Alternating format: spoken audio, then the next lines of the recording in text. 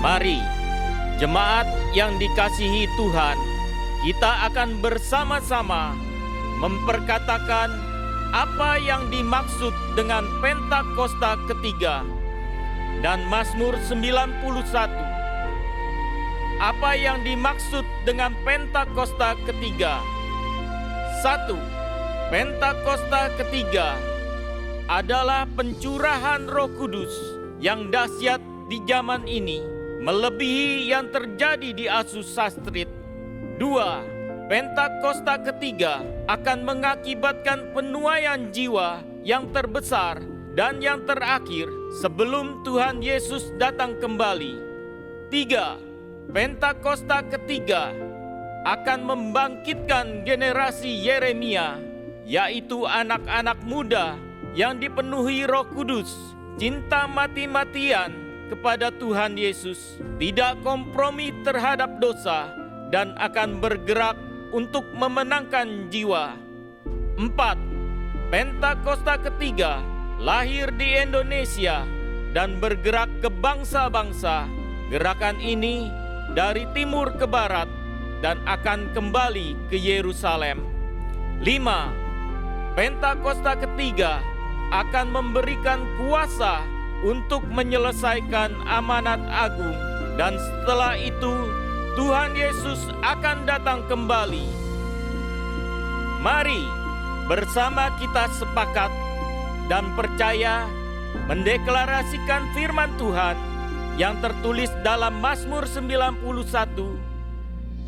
Dalam lindungan Allah, orang yang duduk dalam lindungan yang maha tinggi dan bermalam dalam naungan yang maha kuasa, akan berkata kepada Tuhan, tempat perlindunganku dan kubu pertahananku, Allahku yang kupercayai. Sungguh, dialah yang akan melepaskan engkau dari jerat penangkap burung, dari penyakit sampar yang busuk. Dengan kepaknya, ia akan menudungi engkau. Di bawah sayapnya engkau akan berlindung. Kesetiaannya ialah perisai dan pagar tembok. Engkau tak usah takut terhadap kedahsyatan malam, terhadap panah yang terbang di waktu siang, terhadap penyakit sampar yang berjalan di dalam gelap, terhadap penyakit menular yang mengamuk di waktu petang. Walau 1.000 orang rebah di sisimu dan 10.000 di sebelah kananmu, tetapi itu tidak akan menimpamu. Engkau hanya menontonnya dengan matamu sendiri dan melihat pembalasan terhadap orang-orang fasik. Sebab Tuhan ialah tempat perlindunganmu, yang maha tinggi telah kau buat tempat perteduhanmu. Malapetaka tidak akan menimpa kamu, dan tulah tidak akan mendekat kepada kemahmu. Sebab malaikat-malaikatnya akan diperintahkannya kepadamu untuk menjaga engkau di segala jalanmu. Mereka akan menatang engkau di atas tangannya, supaya kakimu jangan terantuk kepada batu. Singa dan ular tedung akan kau langkahi. Engkau akan menginjak anak singa dan ular naga. Sungguh, hatinya melekat kepadaku, maka aku akan meluputkannya. Aku akan membentenginya, sebab ia mengenal namaku. Bila ia berseru kepadaku, aku akan menjawab. Aku akan menyertai dia dalam kesesakan. Aku akan meluputkannya dan memuliakannya. Dengan panjang umur akan kukenyangkan dia, dan akan kuperlihatkan kepadanya keselamatan daripadaku. Haleluya! Haleluya, boleh kasih Amin. tepuk tangan buat Tuhan Yesus. Puji nama Tuhan. Shalom Bapak Saudara. Sekali lagi shalom. Bapak Saudara, dalam Mazmur 63 dikatakan bahwa ya Allah, engkaulah Allahku, aku mencari engkau. Jiwaku haus kepadamu, tubuhku rindu kepadamu seperti tanah yang kering dan tandus tiada berair. Bapak Saudara, berapa banyak kita hari ini yang jiwanya haus sama Tuhan Yesus, boleh angkat tanganmu. Sehingga saudara, kalau hari ini kita ada di tempat ini, itu semua karena jiwa kita yang mau ketemu sama Tuhan Yesus. Amin. Mari sama-sama saya mau ajak kita untuk kita fokus untuk beribadah hari ini saudara. Kita mau berikan pujian kita yang terbaik buat Tuhan Yesus. Amin. Mari bersama-sama kita satu hati, kita berdoa. Di setiap hati kami, di setiap jiwa kami Tuhan, kami bawa yang terbaik Tuhan. Dan ibadah ini Tuhan kami serahkan di dalam nama Tuhan Yesus Kristus. Haleluya. Amin. Di setiap kami Tuhan Yesus.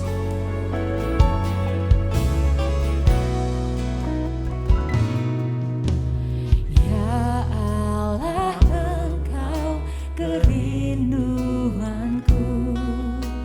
Selalu ku cari wajah-Mu Tuhan, seperti tanah yang kering, rindukan air. Demikianlah jiwaku rindu Engkau. Ku memandang-Mu di tempat kudus, dan ku melihat kemuliaan-Mu. Ku berdiam di bawah naungan sayap-Mu, dan ku dapati kekuatan baru. Sebab kasih setiamu lebih dari hidup, kebaikan-Mu melimpah atasku. Jiwaku melekat kepadamu Tuhan, betapa ku merindukanmu. Mari kasih tepuk tangan buat Tuhan Yesus. Setiap kami Tuhan, mari bersama-sama nyatakan. Ya Allah, Engkau kerinduanku. Selalu ku cari wajah-Mu Tuhan, seperti tanah yang kering, rindukan air. Demikianlah jiwaku rindu Engkau. Memandang-Mu, ku memandang-Mu di tempat kudus, dan ku melihat kemuliaan-Mu. Ku berdiam di bawah naungan sayap-Mu, dan ku dapati kekuatan baru. Sebab kasih setiamu lebih dari hidup, kebaikan-Mu melimpah atasku. Jiwaku melekat kepadamu Tuhan, betapa ku merindukan. Sebab kasih setiamu, sebab kasih setiamu lebih dari hidup, kebaikan-Mu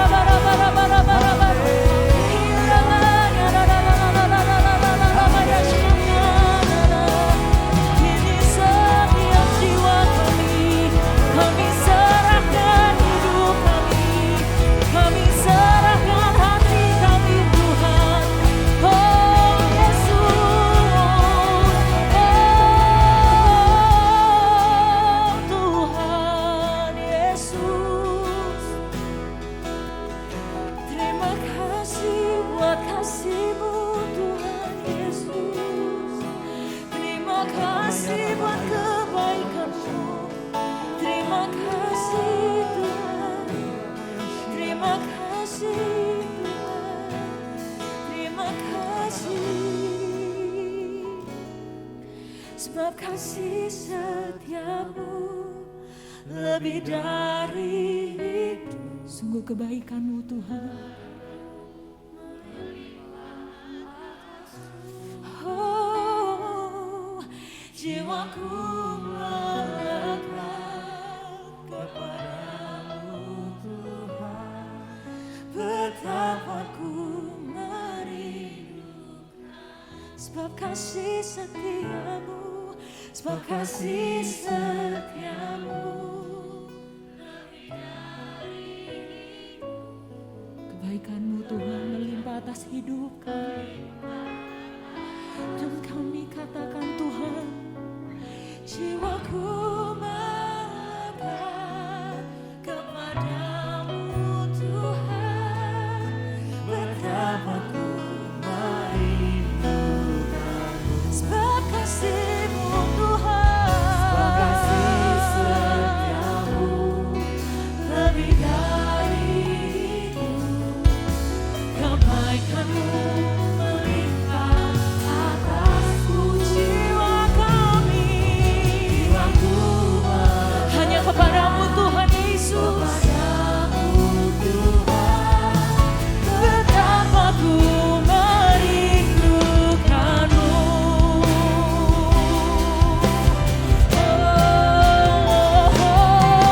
Sebab kasih setiamu lebih dari itu. Kebaikan-Mu melimpah atasku, jiwa kami.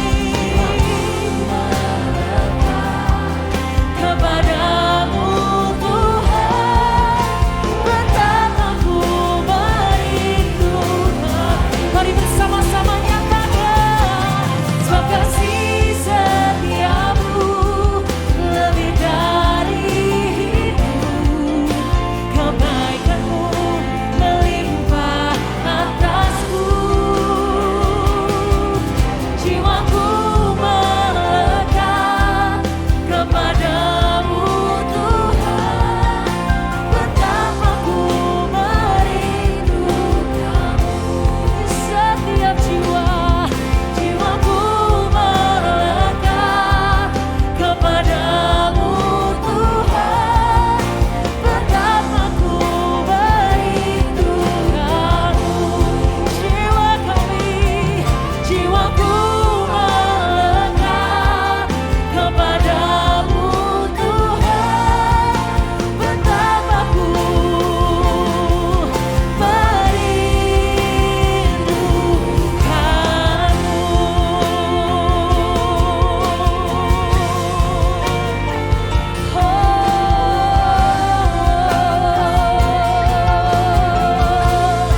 Betapa hati kami rindu akan Engkau, rindu akan hadirat-Mu Tuhan Yesus. Shakadara-bara-bara-bara-bara-bara-bara-bara-bara-bara-bara-bara-ya shakadara-daro. Mari angkat suaramu, sembah Tuhan Yesus, sembah Tuhan Yesus. Sebab hanya Engkau-Lah yang layak kami sembah. Hiara-bara-bara-bara-bara-bara-bara-bara-ya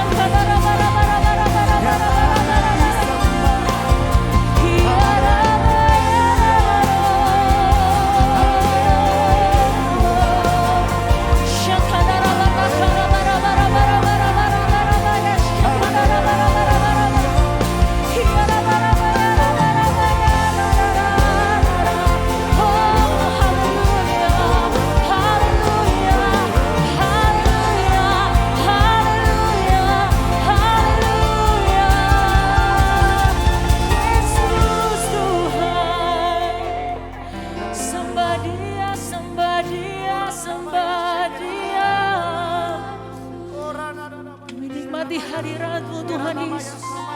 Hiara bara bara baya syakadara bara bara bara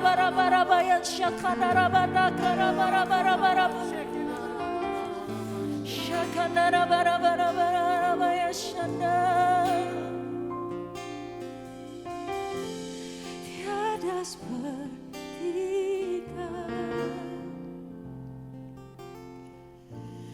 yang telah menjamah segenap hatiku. Tak seorang pun di dalam hidup ini kami nyatakan seperti Kau Tuhan. Tiada seperti Kau Yesus. Tiada seperti Kau Yang telah menjamah kami. yang telah menjamah segenap hatiku. Sungguh tak seorang pun di dalam hidup ini seperti Kau Tuhan. Tiada seperti Kau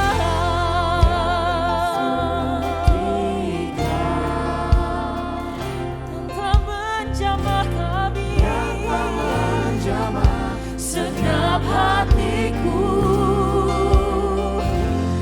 Tak seorang pun di dalam hidup ini seperti Kau Tuhan. Sungguh tiada seperti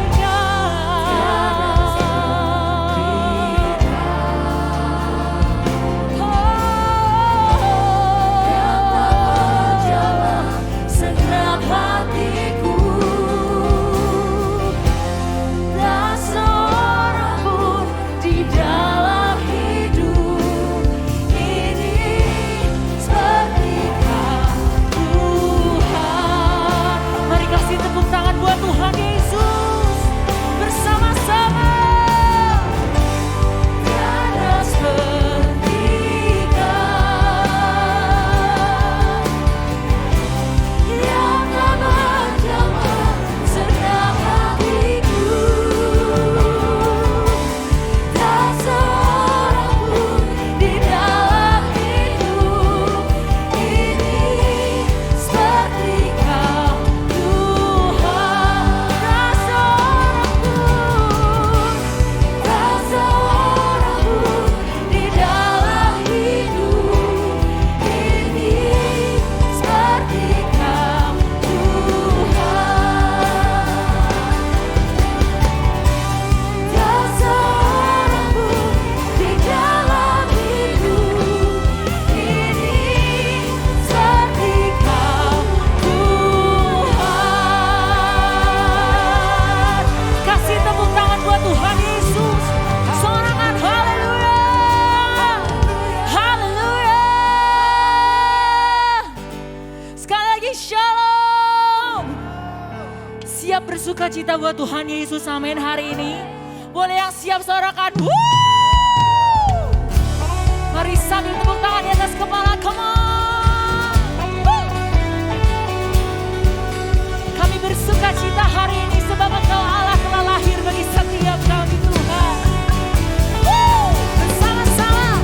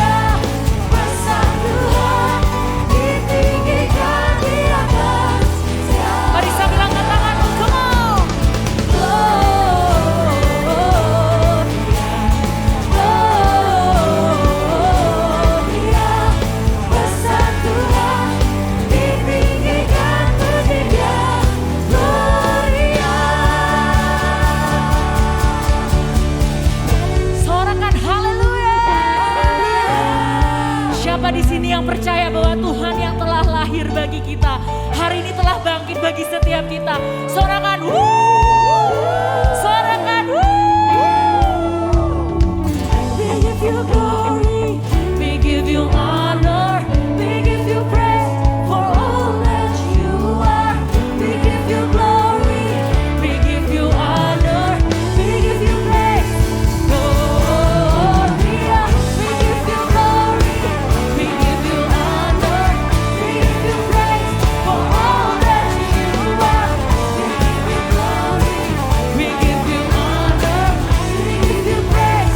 Mari sekali lagi, come on. We give you glory, we give you honor, we give you praise for all that you are. We give you glory, we give you honor, we give you praise.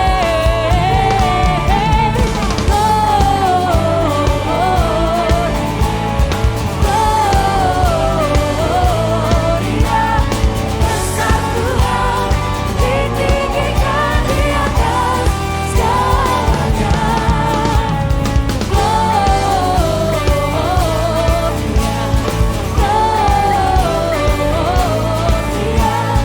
besar Tuhan, ditinggikan bertiga.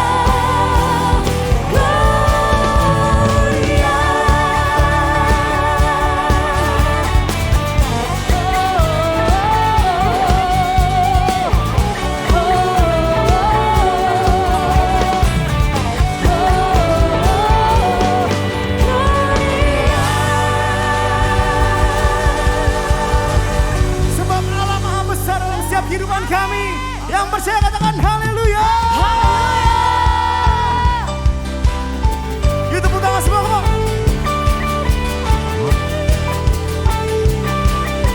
Kami percaya kami punya Allah yang dahsyat dalam hidup kami, Tuhan.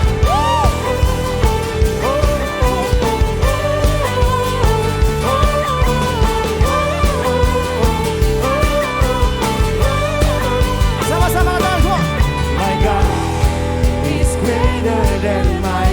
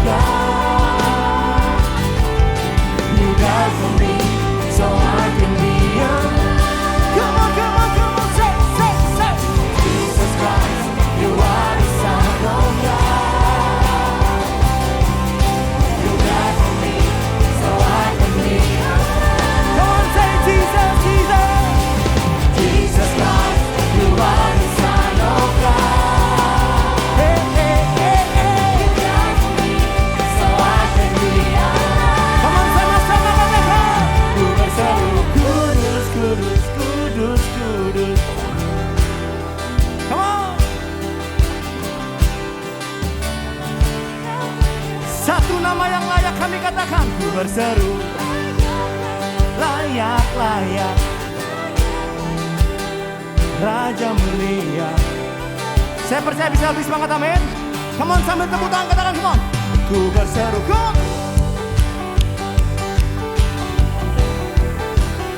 Semua tepuk tangan.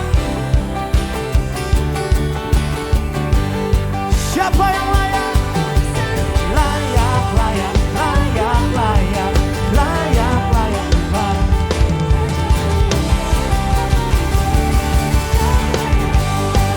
Go! Ku berseru, kudus, kudus, kudus, kudus, kudus, kudus Tuhan, Allah yang perkasa, dahsyat dan kuat, Kau terhebat. Ku berseru layak, layak, layak, layak, layak, layak Tuhan, Raja mulia, Bapa yang kekal, Kau terhebat. Katakan Kau Raja kami Tuhan, Raja mulia, Bapa yang kekal, Kau terhebat. Sekali sama-sama katakan saudara, Raja mulia, Bapa yang kekal, Kau terhebat.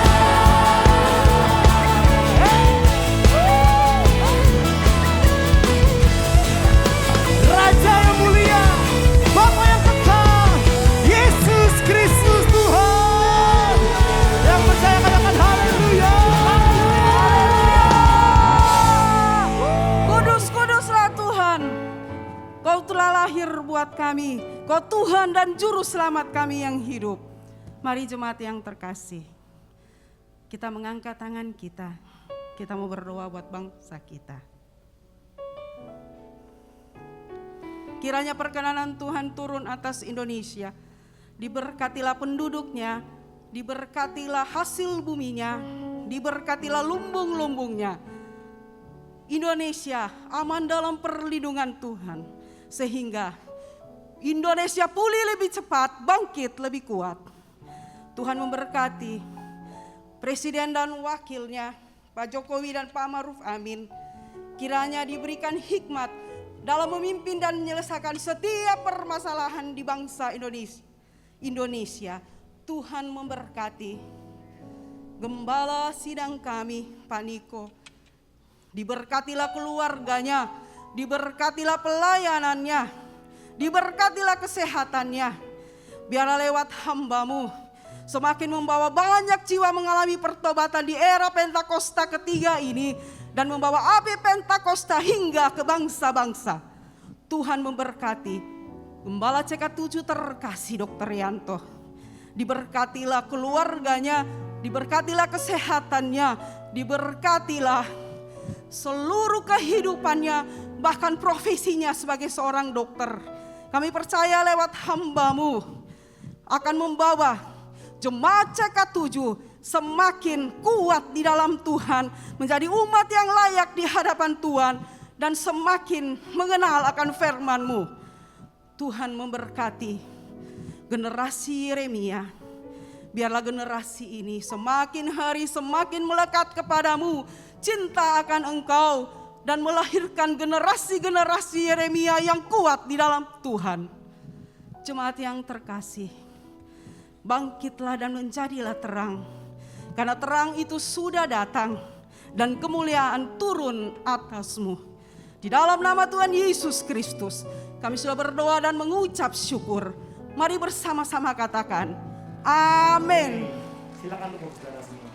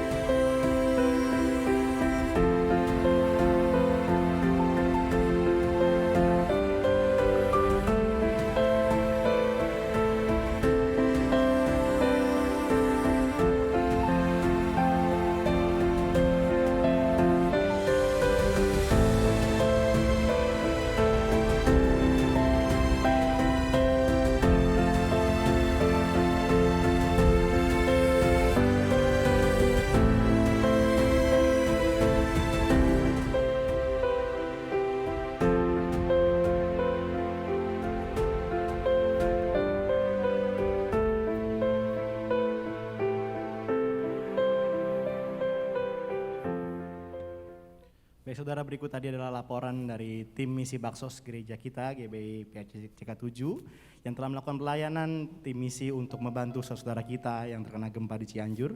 Kami atas nama gereja mengucapkan terima kasih kepada Bapak saudara yang telah bersama-sama berpartisipasi membantu setiap kami lewat dukungan dana dan juga moral bagi setiap kami.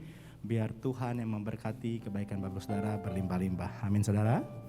Puji nama Tuhan saudara. Di kesempatan pada sore hari saudara, kami menyambut bagi saudara yang baru pertama kali hadir di ibadah tempat ini.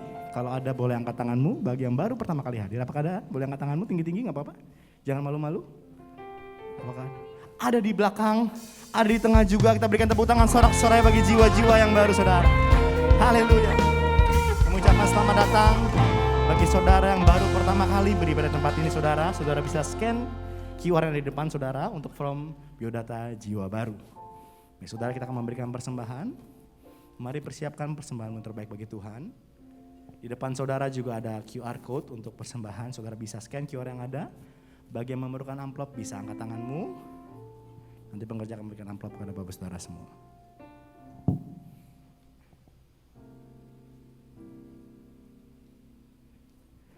Baik, saya akan pimpin dalam doa untuk persembahan kita pada hari ini. Mari kita berdoa sama-sama. Bapa, kami bersyukur buat semua berkat-Mu. Setiap kami membawa persembahan sebagai wujud syukur kami Tuhan. Kami percaya kami menerima kesehatan, keluarga, bisnis, pekerjaan dan kuliah yang terbaik. Ini adalah waktu memberi persembahan di dalam nama Tuhan Yesus Kristus. Amin. Serta memberikan persembahan terus memberkati kita semua.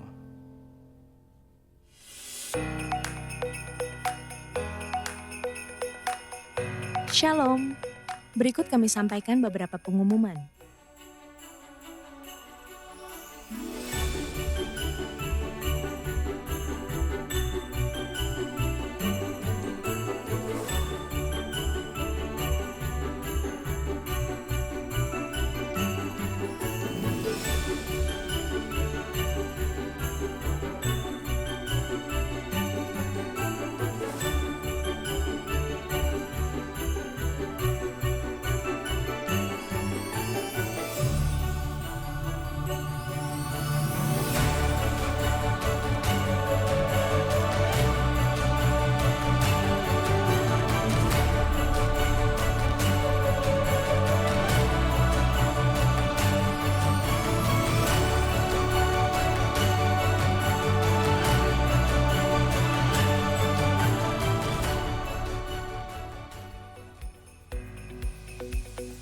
Ibadah Raya Onsite disertai dengan ibadah onsite pemuda dan anak, yaitu King's Kids, ibadah anak berkebutuhan khusus,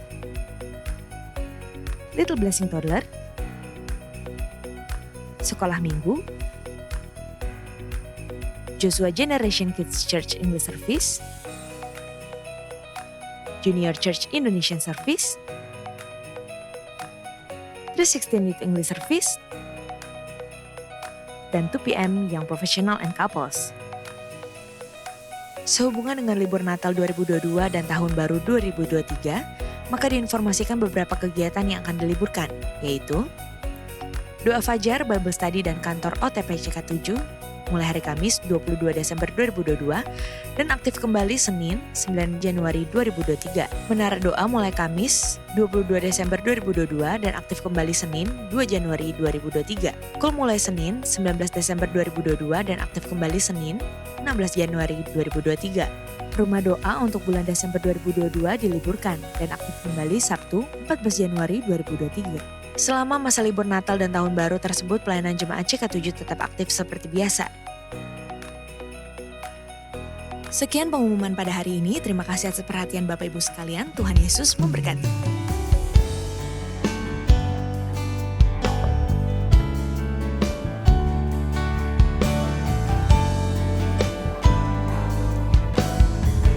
Sebab kami percaya kasih-Mu terlebih besar dalam setiap kehidupan kami Tuhan.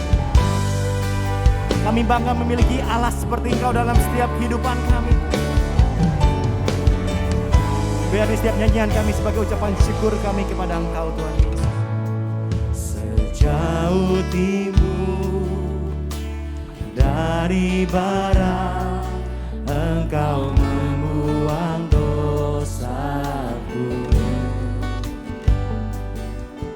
Tiada kau ingat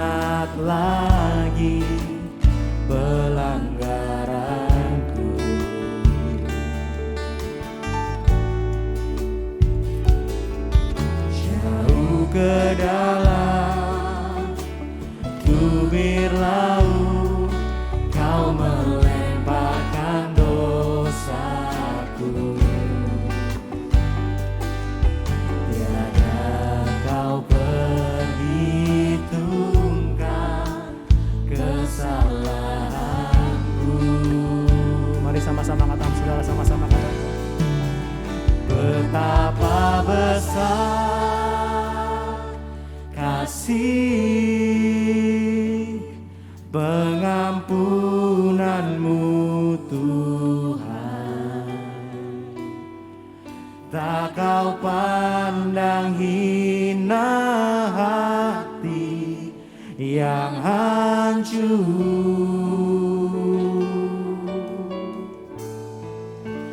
Ku berterima kasih kepadamu ya Tuhan, sebab kami percaya Tuhan, pengampunan yang kau beri pulihkanku. Berikan tepuk tangan sorak-sorai bagi Raja segala raja, saudara.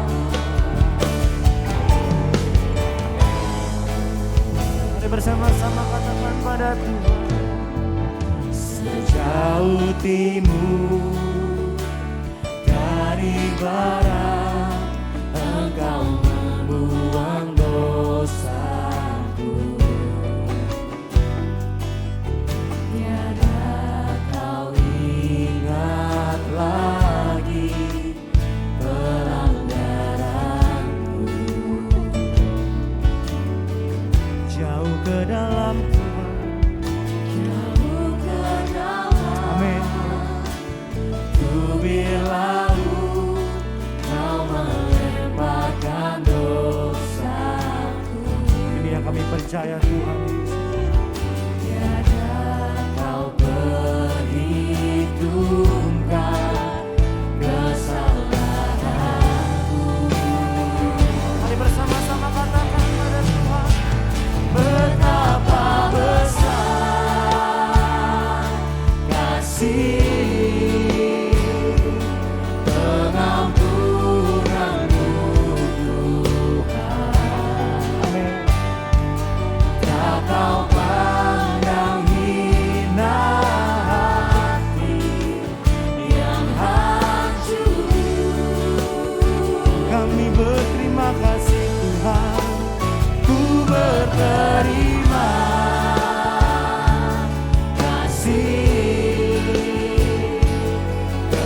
kepadamu ya Tuhan, sebab kami percaya Tuhan, pengampunan yang kau beri pulihkanku. Nyatakan betapa besarnya Tuhan, betapa besar kasih. Makasih Tuhan, pengampunanmu Tuhan, tak kau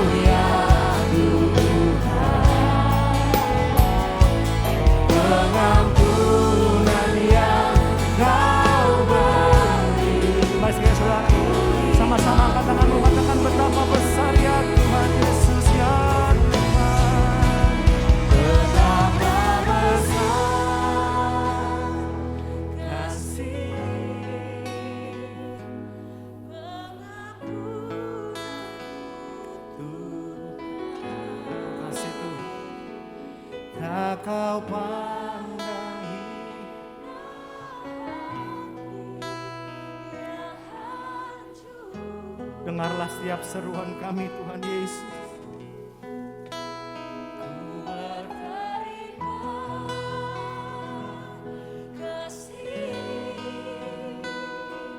Kepadamu ya Tuhan, Pengampunan yang Kau beri, pulihkanku. pengampunan yang Kau beri, Pengampunan yang Kau beri, pengampunan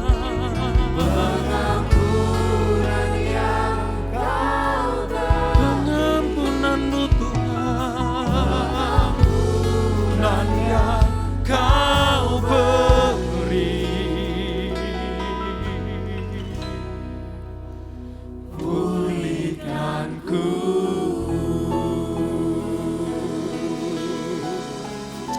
haleluya Yesus. Kau besar, Kau ajaib Tuhanku. Kasih-Mu tak terukur Tuhan, panjang luas seperti samudra. Terima kasih Tuhan Yesus, terima kasih. Dengan segenap hati, dengan segenap jiwa, dengan segenap kekuatanku, ku memuji Engkau Tuhan.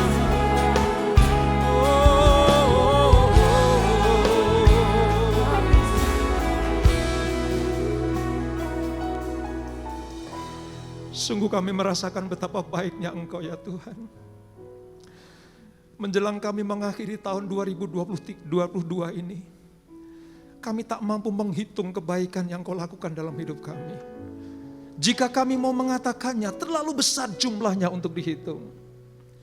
Kami hanya mampu mengangkat hati dan tangan kami mengucap syukur atas segala berkat dan nikmat-Mu.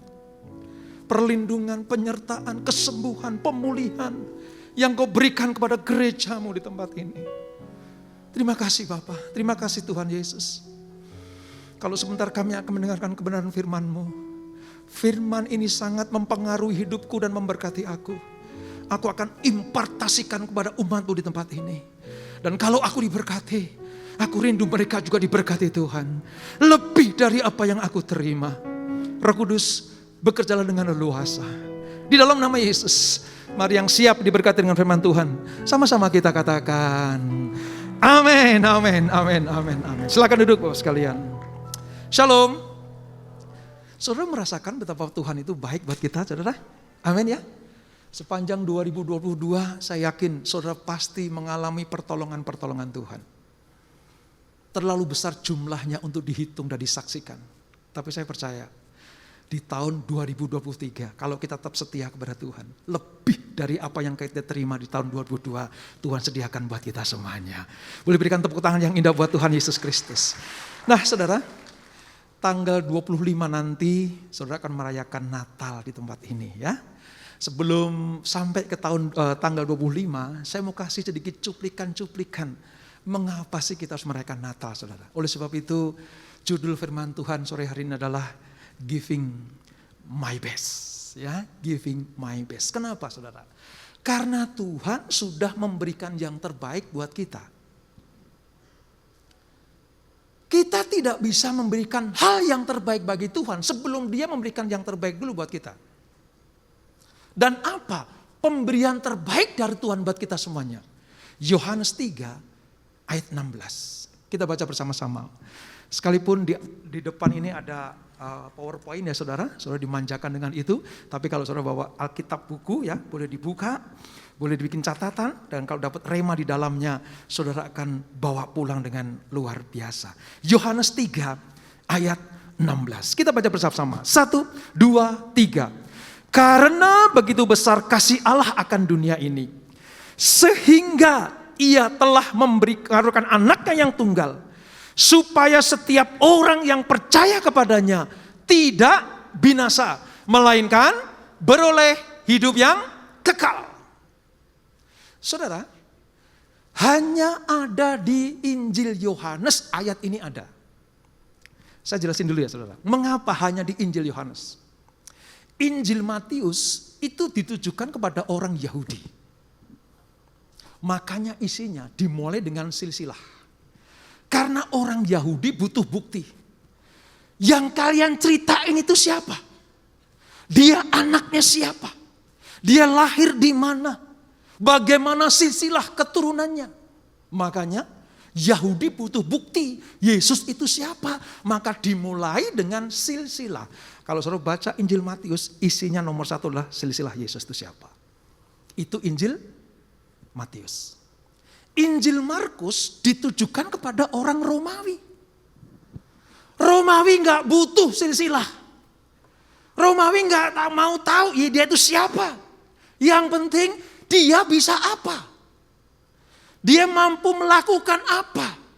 Makanya isi Injil Markus itu sebagian mujizat. Pendek, singkat, padat. Karena ditujukan kepada orang Romawi. Saya nggak mau tahu dia anak siapa. Gue nggak mau tahu dia keturunan siapa. Yang penting dia bisa apa. Makanya kalau cari mujizat banyak sekali ditulis oleh Injil Markus. Injil Lukas saudara ditujukan kepada orang percaya di Yunani. Orang Yunani itu pemikir. Yunani itu intelektual. Banyak filsuf lahir dari orang Yunani. Makanya Injilnya dimulai dengan begini. Hai Theophilus, setelah aku selidiki. Injil Lukas dimulai dengan setelah ku selidiki. Karena yang nulis orang tabib, Lukas itu dokter saudara. Ditujukan kepada orang percaya di Yunani. Makanya isinya runtut sekali. Karena yang membacanya adalah orang pinter. Pemikir, filsuf. Makanya ketika menceritakan tentang Yesus, yang diutarakan apa? Tentang ya silsilah. Ya bagaimana dia melayani, bagaimana dia membuat mujizat, bagaimana dia mati dan bangkit. Dan naik ke surga. Itu Injil Lukas. Karena pada waktu itu saudara, 3 bangsa ini, Yunani, Romawi, Yahudi memengaruhi dunia.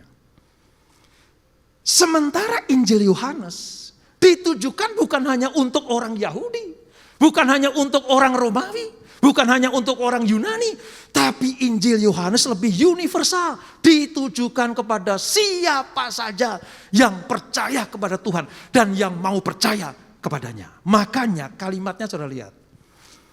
Karena begitu besar kasih Allah akan dunia ini. Bukan hanya untuk orang Yahudi loh. Bukan hanya untuk orang Romawi loh. Bukan hanya untuk orang Yunani loh. Tapi dunia ini artinya siapa saja yang percaya kepada anak Allah yaitu Tuhan Yesus Kristus. Yang diberikan Bapa sebagai anak tunggal itu. Setiap orang yang percaya. Coba katakan Israel. Perhatikan baik-baik itu. Setiap orang yang percaya artinya golongan manapun. Ras dan bangsa manapun, kaum dan bahasa manapun yang percaya kepada Yesus tidak binasa, melainkan beroleh hidup yang kekal. Makanya hanya ada di Injil Yohanes. Waktu saya baca itu, wow, Yohanes pemikirannya kadang jauh melampaui zamannya. Dan sore hari ini sampai kepada saudara dan saya, siapa yang percaya kepada Yesus, anak yang tunggal dari Bapa itu tidak akan binasa, melainkan beroleh hidup yang kekal. Nah berita Natal saudara, didasari atas Injil ini. Berita Natal difondasikan atas berita yang sukacita ini. Dan ketika itu disampaikan kepada Maria ibu Yesus, malaikat Gabriel saudara. Malaikat yang bawa kabar baik namanya Gabriel. Kalau malaikat bawa kabar perang namanya Mikael. Gabriel ngomong begini, sesungguhnya Lukas 1 ayat 31 sampai 33. Engkau akan mengandung, itu Maria. dan akan melahirkan seorang anak laki-laki. Hendaklah engkau menamai dia Yesus. Ia akan menjadi besar dan akan disebut anak Allah yang maha tinggi. Dan Tuhan Allah akan mengaruniakan padanya tahta Daud bapa leluhurnya. Tahta Daud artinya memerintah segala raja. Karena tahta Daud berbicara tentang kerajaan. Bapa leluhurnya, jadi Yesus itu keturunan Daud. Makanya kalau kita nyanyi, Yesus anak Daud. Ini dasarnya. 33. Dan ia akan menjadi raja atas kaum keturunan Yakub. Itu Israel. Yakub diubah jadi Israel. Sampai selama-lamanya, dan kerajaannya tidak akan berkesudahan. Ratu Margaret, Ratu Inggris selesai, ya, diganti oleh raja yang lain. Nanti juga akan selesai. Tetapi raja kita yang kita sembah, Yesus namanya, kerajaannya tidak akan berkesudahan. Kenapa? Kekal sampai selama-lamanya. Amin, saudara. Ini berita, saudara, yang kita imani. Nah, saudara, tadi saya sampaikan di Alam Sutra. Setiap berita Natal biasanya kabar sukacita. Setiap berita Natal biasanya kabar kegembiraan atau penuh dengan sorak-sorai. Tapi saya mau katakan sore hari ini, ada satu berita yang Natal ini menampar banyak orang.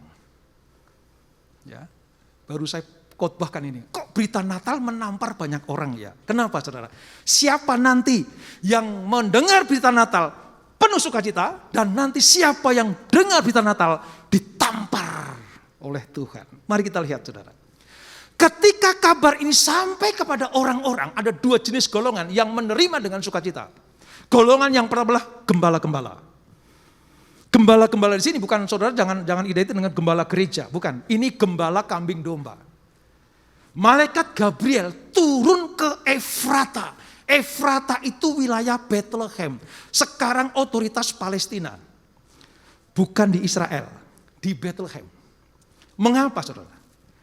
Karena berita ini disampaikan di Yerusalem, di Israel, ditolak. Ditolak. Ahli-ahli Taurat, orang Farisi, mempelajari kitab perjanjian lama. Di dalam Mika 5 ayat 1 dan 2, hei Bethlehem, hei Efrata Bethlehem, engkau akan mendapatkan berita penuh sukacita. Mereka mempelajari, mereka mengkuliti Alkitab itu. Mereka meneliti dengan sungguh-sungguh, tetapi ketika peristiwa ini terjadi, mereka nggak datang. Mereka nggak ke Bethlehem. Oleh sebab itu Tuhan sampai harus mengubah arah berita ini. Kepada siapa? Gembala. Gembala itu strata terendah dari lapisan masyarakat orang Yahudi. Paling tinggi itu kalau dipandang, saudara, raja. Yang kedua, ahli Taurat orang Farisi. Baru imam-imam. Gembala itu taruh di bawah. Kenapa? Karena dia orang upahan. Setiap orang Yahudi, orang Israel, Mesopotamia, kalau kaya raya, punya kambing, ternak, domba, lembu, sapi, unta, saudara, dia panggil upahan namanya gembala. Lo gua upahin, lo jagain ternak gua, lo tidur dengan dia, makan dengan dia. Makanya wilayah Efrata itu tempat padang rumput yang subur sekali. Juni kemarin saya ke situ, saudara. Zamannya terik, panas, tetapi selalu ke situ rasanya teduh, terlindung, enak sekali. Itu tempat yang paling saya sukai. Karena disitulah turun dari malaikat Gabriel kabar sukacita. Datang kepada para gembala. Dan apa responnya? Orang yang tidak diperhitungkan, orang-orang Yerusalem sana, orang pusat. Orang yang tidak dihitung sebagai orang-orang yang unggulan bagi orang Israel. Tapi kabar sukacita itu datang kepada mereka. Karena Tuhan butuh respon dari umatnya ketika Yesus akan lahir ke dunia. Apa respon mereka? Lalu mereka cepat-cepat berangkat. Menjumpai Maria dan Yusuf dan bayi itu yang sedang berbaring di dalam palungan. Allah merubah arah beritanya. Karena sejak tahun 740 sebelum Masehi, Mika ditulis 740 sebelum Masehi. Sudah dikasih tahu kepada orang Israel, nanti di Efrata wilayah Bethlehem akan lahir juru selamat. Wah, mereka mungkin mantuk begini, wah luar biasa. Itu ahli Taurat orang Farisi. Tapi ketika firman itu digenapi, mereka nggak ada respon. Nggak datang. Kenapa saudara? Karena yang lahir di luar ekspektasinya orang Yahudi. Makanya Yesus ditolak oleh orang Yahudi. Kabar pertama, bukan kepada kaum elit, kaum bangsawan, imam-imam kepala. Enggak, datang kepada para gembala. Karena berita ini harus dari bawah sampai ke atas. Akan mendapatkan keselamatan bagi siapa yang percaya kepadanya. Tidak binasa, melainkan beroleh hidup yang kekal. Ini kaum Israel, saudara, tapi gembala. Nah, berita Natal menjangkau bukan hanya kaum Yahudi saja. Ternyata sampai di luar wilayah Israel. Kemana itu? Timur. Makanya terkenal orang Majus dari timur. Itu non-Yahudi. Non-Yahudi. Loh, mereka tidak baca Talmud orang Yahudi. Tidak baca kitab Taurat orang Yahudi. Mereka tidak tahu nubuatan Mika seperti apa. Tetapi hanya dituntun oleh bintangnya. Bintang timur itu Yesus Kristus sendiri. Apa yang terjadi? Seorang astronom dari wilayah timur mengatakan akan lahir orang yang bukan biasa-biasa saja. Di mana kita ikuti bintangnya kemana kita ikuti. Selain astronom, dia juga raja. Karena di dalam Mazmur 72, saudara. Ayat yang ke-10 nyatakan mereka itu raja-raja. Orang kaya raya dan pintar. Tapi non-Yahudi. Wilayah Goyim namanya. Goyim itu orang non-Yahudi di luar sana. Tetapi mereka datang ke Bethlehem. Ngapain? Coba lihat. Kami telah melihat bintangnya di timur. Kata bintangnya artinya bintang Allah ini yang menuntun orang Majus sampai ke Bethlehem. Dan kami datang. Untuk apa saudara? Menyembah dia. Sulit dimasukkan ke nalar otak orang Yahudi bagaimana orang non-Yahudi datang ke wilayah mereka. Sujud menyembah kepada orang Yahudi. Yesus orang Yahudi. Lahir dari keturunan Daud. Sulit masuk dalam daftar raja-raja. Kalau ada orang non-Yahudi datang ke Bethlehem menyembah sang bayi itu. Tapi itu dilakukan oleh orang Majus dari timur ini. Banyak yang tanya kepada saya, Pak, apa orang Majus cuma 3 orang, Pak? Banyak peneliti bilang, ada yang mengatakan 12. Ada yang katakan 24. Bahkan ada yang bilang rombongan banyak. Tapi yang banyak percaya memang diwakili oleh 3 orang ini. Entah 12, entah 24, entah 50 atau 500 diwakili oleh 3 golongan ini. Lewat apa saudara? Persembahan yang dia bawa. Nah saudara, respon para gembala dan respon orang Majus itu menyukakan hati Tuhan. Bagaimana bisa menyukakan hati Tuhan? Karena Tuhan dikecewakan oleh orang Yahudi yang gak percaya. Sampai sekarang ini saudara. Yahudi yang masih Yudaisme, ada sih Yahudi Mesianik, ada yang percaya kepada Yesus. Tapi Yahudi yang masih Yudaisme belum percaya kepada Mesias Yesus. Makanya di tembok ratapan dia berdoa, kirimkan Mesias, kirimkan Mesias, kirimkan Mesias.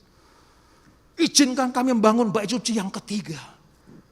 Pulangkan orang Yahudi buangan ke Yerusalem. 3 itu doanya. Tapi oleh orang Indonesia, kumpulan surat ditaruh di situ. Ngotor-ngotorin tembok ratapan. Bagi mereka tembok ratapan adalah tempat yang paling sakral untuk minta Mesias diturunkan. Mereka lupa. Tahun 1 Masehi, Mesias sudah datang. Tapi ditolak. Makanya kabar itu datang kepada para gembala dan orang timur dari Majus. Apa responnya saudara? Nomor 1. Para gembala ini, Lukas 2 ayat 17 berkata, dan ketika mereka melihatnya setelah datang ke palungan lihat bayi Yesus, mereka memberitahukan apa yang telah dikatakan kepada mereka tentang anak itu. Coba lihat. Terhadap kasih Bapa kepada para gembala, mereka tidak simpan sendiri. Berkat kabar baik sukacita ini tidak ditelan sendiri, tapi diberitahukan kepada orang lain. Mereka digerakkan oleh Roh Allah untuk apa? Bersaksi. Mesias sudah lahir, Juru Selamat sudah lahir. Mari datang ke Palungan, datang ke Efrata, datang ke Bethlehem. Mereka tidak bertahan untuk melakukannya itu. Kemanapun mereka melangkah, dijumpai siapa saja, dikatakan Yesus telah lahir, Mesias telah lahir. Itu respon terhadap berita sukacita Natal. Makanya jangan berhenti pada diri kita sendiri. Berita Natal sebarkan ke bangsa-bangsa. Amin. Ya mungkin gak pakai penginjilan lewat Alkitab ini. Hidup saudara, suratan terbuka dalam hidup kita ini menjadi kesaksian yang luar biasa bagi mereka. Bahwa Yesus ada dalam hidup kita. Amin. Tadi itu tentang diakonia ke Cianjur, saudara. Saya dampingi tim misi. Saya ikut ke sana, saudara. Saudara tahu? Kita nggak cukup mau sampai di pos-pos tempat penerimaan bantuan. Kita sampai ke tangan-tangan yang membutuhkan. Jauh sih, saudara. Jauh, jalannya begini. Nggak bisa mobil masuk, makanya digendong mana-mana tadi. Ya, karena kita pengen. Kita nggak bawa Alkitab, kita nggak baca firman di situ, tapi kita pengen mereka tahu bahwa apa yang ada dalam hidup kami, dalam hidup saudara gereja ini. Saya mewakili gereja kita, tim ini mewakili gereja kita. Untuk apa? Menjadi kepanjangan tangan Tuhan, mewartakan bahwa Yesus hidup, Yesus ada, Juru Selamat hadir dalam hidup kita.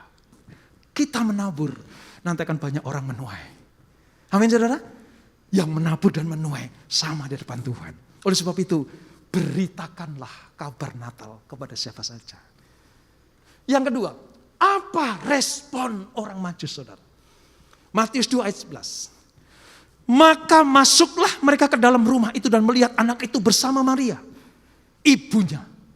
Lalu sujud menyembah dia. Lihat, saudara. Non-Yahudi loh.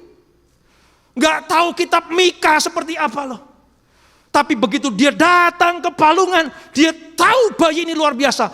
Mereka sujud menyembah, merendahkan dirinya. Mazmur 70 bilang, dia raja, ini para raja timur datang menyembah Yesus. Nah, yang non-Yahudi aja tahu, non-bangsa pilihan aja tahu, ini bayi gak kaleng-kaleng ini. Ini bayi luar biasa ini.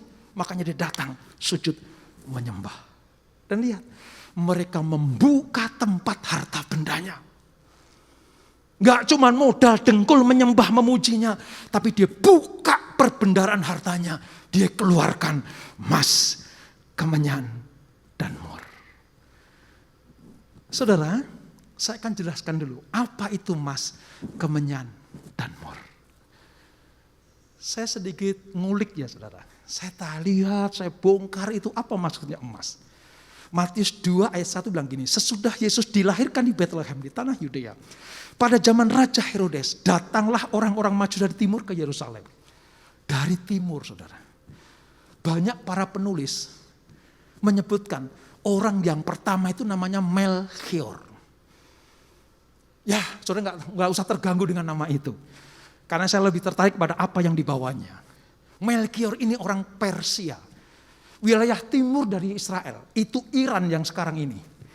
Wilayah Iran atau Persia itu, raja sana datang ke Bethlehem membawa emas. Apa itu emas? Emas melambangkan Yesus sebagai Raja Agung. Ayat yang saya tampilkan itu, Yohanes 12 ayat 15.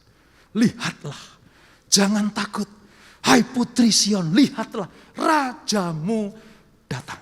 Jadi si Melchior mewakili orang Persia, Raja Persia itu datang ke Bethlehem, ke Efrata, menyatakan ini bayi gak kaleng-kaleng, aku sujud menyembah dan aku bawa emas kepadanya. Kenapa? Karena ini nubuatan yang lahir ini adalah Raja di atas segala raja.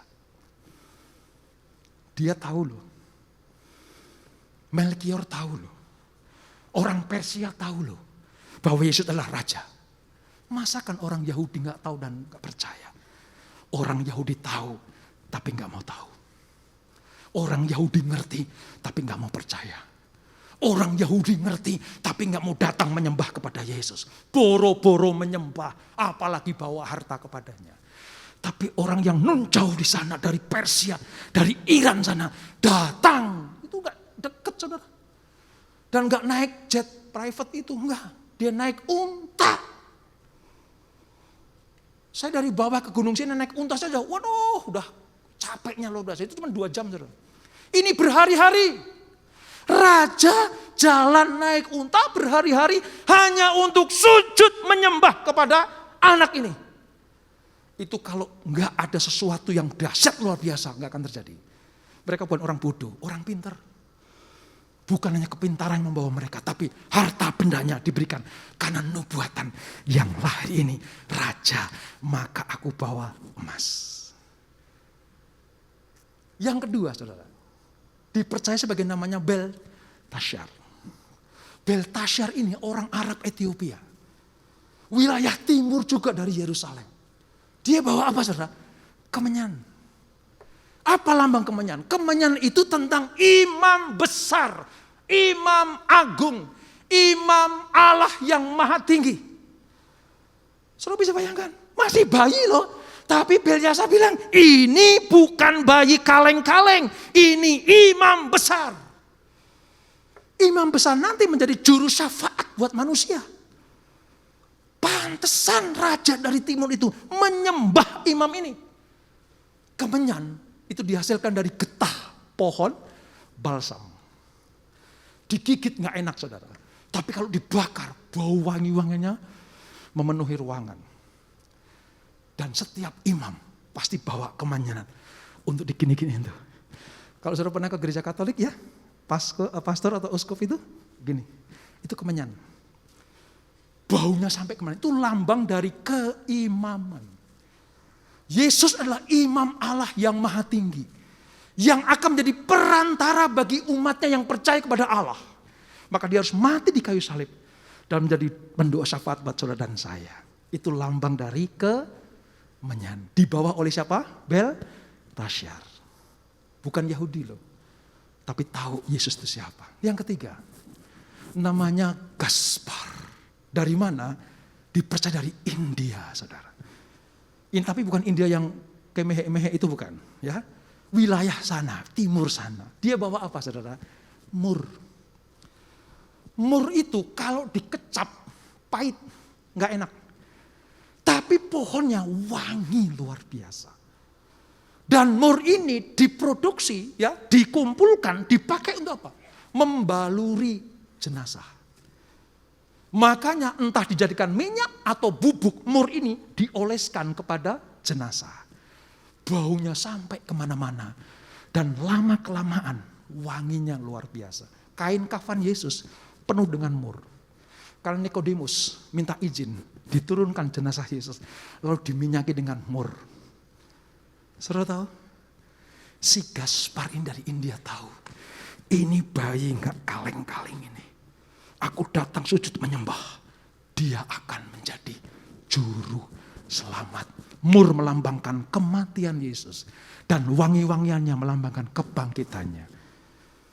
Saudara kalau ke toko minyak wangi, jangan cari mur untuk kondangan ya saudara. Ini baunya mayat.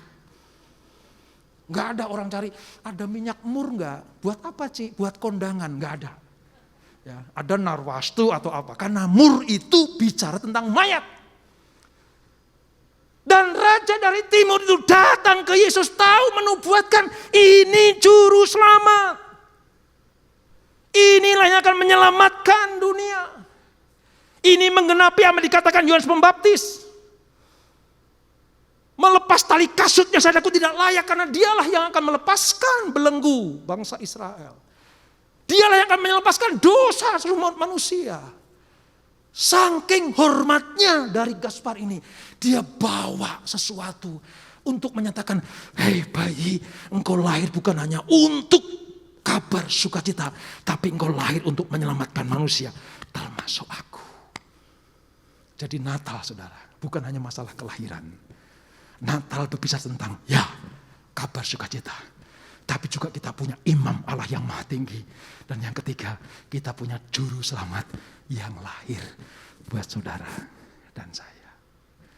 Mereka tahu loh saudara. Tapi orang Yahudi menolaknya. Saya berdoa, kita percaya. Yesus tidak perlu lagi emas, kemenyan, dan mur. Yesus tidak perlu lagi persembahan-persembahan seperti mereka. Lalu apa yang harus kita persembahkan kepada Tuhan? Yuk kita baca Roma 12 ayat 1. Sekali lagi ya, Yesus gak butuh mur lagi. Dia udah mati kok. Dia gak butuh emas lagi. Dia udah raja di atas segala raja. Dia gak butuh kemenyan lagi karena dia berduduk di sebelah kanan Allah Bapa. Menjadi pendoa syafaat buat saudara dan saya. Makanya kalau kita berdoa di dalam nama Tuhan Yesus Kristus, itu artinya kita serahkan semua doa kepada juru syafaat kita, Imam Allah yang maha tinggi itu, yaitu Yesus. Dia minta hidup saudara dan saya. Kita baca Roma 12 ayat 1. 1, 2, 3. Karena itu saudara-saudara, stop. Mengapa dimulai dengan karena itu? Dari apa yang saya utarakan tadi, tentang gembala-gembala, tentang orang Majus dari timur, Tuhan disenangkan, Tuhan disukakan karena kelahiran Yesus membawa sukacita. Mereka mengucap syukur atas kedatangannya dan mengabarkan kabar kemana-mana dan membawa korban persembahan. Karena ini, karena masalah gembala-gembala dan orang Majus itulah, maka saudara-saudara, demi apa? Kemurahan Allah, aku menasihatkan kamu supaya kamu apa? Mempersembahkan tubuhmu sebagai apa? Persembahan yang hidup. Stop. Gua nggak butuh lagi emas kemenyanan. Gue nggak butuh lagi mur. Yang aku butuh adalah tubuhmu. Waktu saya selidiki, saudara, kok Tuhan butuh tubuh kita ya? Ditambah dengan yang hidup. Kok Tuhan gak yang kudus dulu ya? Yang murni dulu ya? Yang seperti emas dulu? Kok yang hidup? Apa artinya? Dalam perjanjian lama, saudara, setiap orang bikin mezbah, korban diletakkan di atasnya, disembelih dulu, baru dibakar. Jadi perjanjian lama, korbannya mati dulu, baru dibakar. Abraham pernah pengen menyembelih Ishak. Kalau itu sampai pisau ke leher Ishak, mati, itu dibakar. Karena perjanjian lama, korbannya mati dulu baru dibakar. Berbeda dengan perjanjian baru. Korbannya harus apa saudara? Hidup. Loh Pak, kok beda? Ya, karena yang mati sudah dilakukan oleh Yesus. Di kayu salib Kalvari dia teriak, Eloi, Eloi lama sabachthani. Bahasa Aramik. Ya Allah, mengapa engkau meninggalkan aku? Kematiannya mewakili kita semuanya. Jadi sekarang Tuhan nggak butuh kita mati dulu. Selama masih hidup, yuk kita persembahkan hidup kita kepada Tuhan. Amin. Itu saudara. Kalau udah mati mau nggak bisa apa-apa. Makanya kalau datang ke gereja, kalau memuji Tuhan, puji dengan segenap hatimu. Menarilah di hadapan Tuhan. Tadi Granito minta kita menari. Bersukacitalah. Karena kita sedang mempersembahkan tubuh kita yang hidup. Pakai emosimu. Murid kom pernah tanya, Pak, maksud menyembah Tuhan pakai emosi? Lah kalau nggak pakai emosi gimana? Bapa, ku persembahkan tubuhku. Itu nggak pakai emosi. Kalau Bapak ya, Bapak, ku persembahkan tubuhku. Itu hanya emosi. Yang nggak boleh itu emosional. Ngangkat meja, Bapak, ku persembahkan tubuhku. Itu namanya emosional. Emosi wajib seperti mereka tadi menari. Seperti kita bertepuk tangan dan meloncat-loncat. Itu emosi kita melibatkan roh, jiwa, dan tubuh kita. Allah minta, persembahkanlah tubuhmu sebagai persembahan yang hidup dan kudus yang berkenan kepada Allah. Itu adalah apa? Ibadahmu yang sejati. Ingat ya, kado yang terbaik kita dari Tuhan adalah tubuh kita. Tadi pagi saya pulang dari Solo, saudara. Di perjalanan, wah saya deg-degan. Nyampe enggak ya? Karena jam 9 saya harus ke Alam Sutra, khotbah di sana. Puji Tuhan sampai. Saudara tahu, ketika saya ada di Solo, itu sekarang itu udah numpuk, tumplek, blek. Orang luar kota memenuhi kota Solo. Dari mana? Plat B, plat L, plat H. Ya. plat G, wah plat plat A itu wah di Solo banyak sekali. Saya belum tahu di Jogja seperti apa, di Bali seperti apa. Tapi saya katakan itu pasti penuh. Tapi puji Tuhan, sekalipun mereka ada di sana, sekalipun mereka sedang berliburan, libur Natal dan Tahun Baru, kalau mereka tetap fokus kepada Tuhan, itu sedang mempersembahkan tubuhnya kepada Tuhan. Dan lebih puji Tuhan lagi, sebelum liburan saudara datang kepada Tuhan seperti ini, saudara sedang mempersembahkan tubuh kita kepada Tuhan. Yang hidup, kudus, dan yang berkenan kepadanya. Amin saudara. Yang pertama dia minta apa? Hidup kita. Dan yang kedua, Tuhan minta kita menjadi saksi seperti para gembala tadi. Markus 16:15. Kita baca ayat terakhir ini. 1, 2, 3. Lalu ia berkata kepada mereka, pergilah ke seluruh dunia, beritakanlah Injil kepada segala makhluk. Waktu saya renungkan firman ini, saya pernah tanya sama Tuhan. Tuhan, wah aku punya usul Tuhan. Saya usul begini, Tuhan sekiranya engkau turun sendiri ke dunia. Yesus tiba-tiba turun ke dunia. Katakanlah ke atas Tugu Monas. Dia bilang gini, hai warga Jakarta, akulah Yesus Mesias Juru Selamat. Barang siapa percaya kepadaku, kalian tidak binasa, melainkan hidup yang kekal. Wow, saya percaya. Hanya segelintir manusia yang tidak percaya, semuanya akan percaya. Karena Yesus turun ke Monas. Atau ke Garuda Wisnu Kencana di Bali. Dia turun situ, gitu ya. Lalu dia bilang, hei warga dunia, aku turun ke sini, aku sebagai Mesias, anak Allah yang hidup. Siapa yang percaya kepada-Ku tidak binasa, melainkan kehidupan yang kekal. Saya percaya Bali dimenangkan, Australia dimenangkan, dunia dimenangkan. Lebih spektakuler lagi Tuhan, itu usul saya saudara. Turun ke patung Liberty. Yesus ngomong, akulah juru selamat dunia. Saya yakin dunia dimenangkan. Mudah kan Tuhan? Saya pernah punya pemikiran seperti itu. Saya lama sekali nunggu jawabannya. Sampai satu kali saya baca ini. Robert, tahu nggak kenapa enggak turun ke Monas? Kenapa enggak turun ke Garuda Wisnu Kencana? Kenapa aku enggak turun ke patung Liberty? Ya, kenapa Tuhan? Karena di dunia ada elu. Sampaikan kepada jemaat JK7. Sampaikan kemanapun kamu berkhotbah. Beritakanlah kabar sukacita. Bersaksilah seperti para gembala. Sampai sekarang ini saudara, peristiwa para gembala dan orang Majus diceritakan ke seluruh penjuru dunia. Tentang perbuatan mereka. Bersaksi dan membawa korban persembahan bagi Tuhan.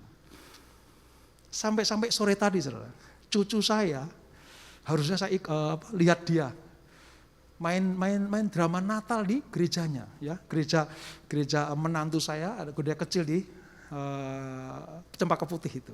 Nggak tahu dia jadi apa, entah jadi orang Majus saya nggak tahu, apa jadi gembala juga nggak ngerti, apa malah jadi dombanya saya juga nggak tahu, apa malah jadi ontanya saya juga nggak tahu. Tapi saya bersukacita kenapa? Dari kecil cucu saya diajarkan merespon berita Natal dengan sukacita. Mungkin gerakannya nggak aturan, saudara. Di foto juga sulit karena geraknya kemana-mana. Tapi dari kecil ditanamkan, jadilah seperti para gembala yang bersaksi kemanapun kalian pergi. Dan jadilah seperti orang Majus, percaya bahwa Yesus adalah Raja, Imam Allah yang Maha Tinggi, dan Juru Selamat buat kita semuanya. Maka siapa yang percaya kepada tidak binasa, melainkan beroleh hidup yang kekal. Itulah berita Natal buat kita semuanya. Kita bangkit di saudara. Saya akan berdoa buat kita semuanya. Bapa di surga, terima kasih. Aku sampaikan apa yang aku sampaikan. Yang aku terima daripadamu terbatas untuk aku sampaikan. Tapi Roh Kudus menyempurnakannya. Mereka tahu sekarang mengapa Natal diberitakan kepada gembala-gembala. Mengapa Natal diberikan kepada orang Majus. Karena yang berhak terima berita Natal gak ada respon. Ahli Taurat orang Farisi gak ada respon sama sekali. Itulah sebabnya datanglah Gabriel kepada para gembala. Dan para gembala tidak serta-merta ditelan berita itu.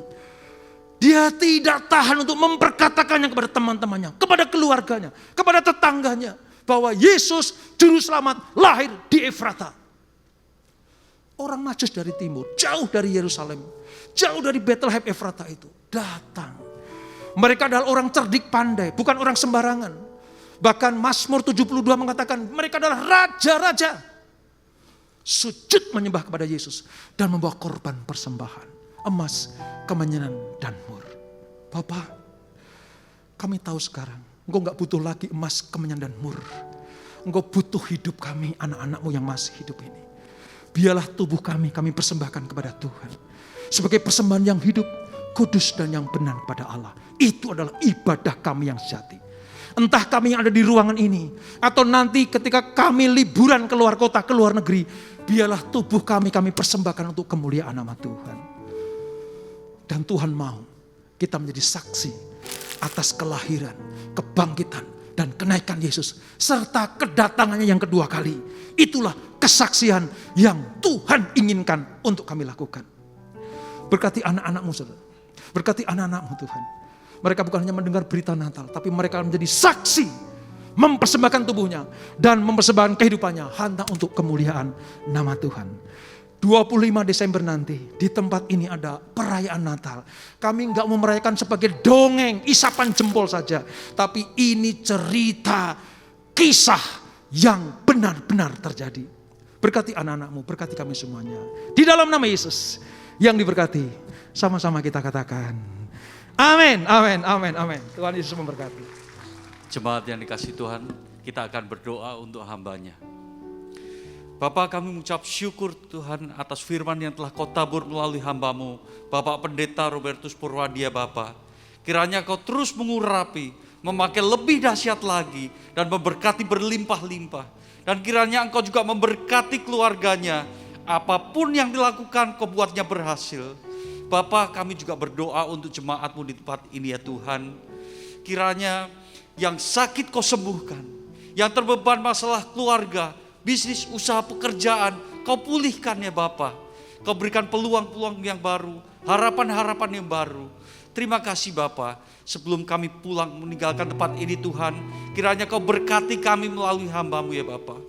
Kasih Allah Bapa dan anaknya tunggal Tuhan kita memberkati Engkau, melindungi Engkau, mencurahkan kasih karunia berlimpah-limpah, serta persekutuan yang manis dan Roh Kudus menyertai kita mulai saat ini sampai Maranatha, bahkan untuk selama-lamanya. Mari kita yang percaya dan sudah diberkati, sama-sama katakan amin. Shalom saudara, tahukah Anda setiap kita merayakan Natal, kita bukan sekedar memperingati lahirnya tokoh hebat masa lalu, tetapi kita sedang memperingati kehadiran satu figur yang luar biasa sepanjang sejarah, yaitu Yesus Kristus, Allah yang datang menjadi sama dengan manusia dan menyelamatkan kita semua.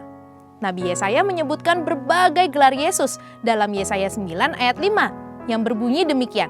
Sebab seorang anak telah lahir untuk kita, seorang putra telah diberikan untuk kita, lambang pemerintahan ada di atas bahunya, dan namanya disebutkan orang, penasehat ajaib, Allah yang perkasa, Bapa yang kekal, Raja damai. Melalui berbagai gelar yang dinyatakan, Tuhan ingin supaya dalam Natal kali ini, marilah kita kembali dikuatkan dan sungguh-sungguh percaya akan Dia. Yang pertama, percaya bahwa Yesus adalah penasehat yang ajaib. Di tengah keramaian dinamika kehidupan dunia dan melimpahnya informasi, justru membuat siapa saja bisa dengan mudah menjadi kewalahan, bahkan kehilangan arah. Kita juga melihat banyak kasih orang semakin dingin. Namun disitulah Yesus hadir membawa keteduhan dan jalan keluar dengan kasih-Nya. Yesus tahu yang paling dibutuhkan manusia untuk bertahan di dalam tantangan hidup adalah kasih. Sebagai penasehat yang ajaib, Tuhan Yesus memberikan solusi yang tertulis dalam Yohanes 3 ayat 16, di mana Ia menunjukkan kasih-Nya yang begitu besar kepada kita dengan memberikan Yesus itu sendiri kepada kita. Kalau mungkin saat ini kita merasa putus asa, tidak ada yang peduli atau betul-betul mengasihi kita, biarlah pada Natal ini kita kembali diingatkan bahwa ada satu pribadi namanya Tuhan Yesus yang amat sangat mengasihimu. Jangan putus asa akan kehidupan, percayalah bahwa masih ada kasih. Yang kedua, Percaya bahwa Yesus adalah Allah yang perkasa. Seperti kesatria yang berjalan maju menghadapi musuh dan melindungi rakyatnya, Yesus lebih dari kesatria. Dia lahir ke dunia berhadapan langsung dengan musuh-musuh kita, yaitu roh-roh jahat dan iblis penguasanya, berperang bagi kita, membela, melindungi, dan tidak terkalahkan. Dia bahkan memberi kemenangan itu kepada kita. Dialah Allah yang perkasa, dan pada Natal ini percayalah bahwa kita pasti akan menang menghadapi semua persoalan hidup dan bersorak-sorai bermazmur bagi Tuhan. Selanjutnya yang ketiga, percaya bahwa Yesus adalah Bapa yang kekal. Kita melihat setiap tahun keadaan dunia semakin tidak menentu dan sulit ditebak. Seperti pandemi, bencana alam, perang, ancaman resesi membuat kita menjadi takut dan khawatir. Namun, fakta bahwa Yesus adalah Bapa yang kekal dan akan selalu ada bagi kita, itulah yang menjadi kekuatan dan pengharapan bagi kita. Belajarlah dari anak kecil yang tenang dalam pelukan dan lindungan ayahnya. Anak kecil ini tidak takut karena yakin dan percaya bahwa ayahnya selalu ada di sana untuknya. Dan lebih dari ayah di dunia yang tidak sempurna, kita punya Tuhan yang sempurna, Bapa yang kekal dan senantiasa bersama dengan kita. Dalam Matius 11 ayat 28, Yesus berkata, "Marilah kepadaku, semua yang letih lesu dan berbeban berat. Aku akan memberi kelegaan kepadamu." Maka dari itu, pada Natal ini percayalah bahwa di dalam Dia kita pasti akan mendapatkan kelegaan dan pengharapan. Dan yang terakhir, percaya bahwa Yesuslah Raja Damai. Dalam bahasa Inggris, kata ini disebut sebagai Prince of Peace, yaitu pangeran yang bertugas untuk memastikan negaranya damai dan tenang karena rakyat melihat sosok pangeran yang berdiri tegak dan gagah di samping raja yang memerintah dengan agung. Setiap manusia sama seperti rakyat yang membutuhkan damai dan ketenangan dalam batinnya. Dan melalui Natal kita diingatkan bahwa selain Yesuslah Sang Kasih, Ia juga pemberi damai sejahtera bagi seluruh manusia yang ada di dalam Dia. Seperti yang tertulis dalam Yohanes 16 ayat 32b sampai 33. Saat kita mengingat segala hal yang harus Tuhan lalui untuk dapat bersama dengan kita, marilah pada Natal ini kita kembali percaya akan adanya kasih, kemenangan, pengharapan, dan damai sejahtera. Karena Yesus sangat menyayangi kita. Dan Yesuslah pembawa pengharapan baru bagi kita.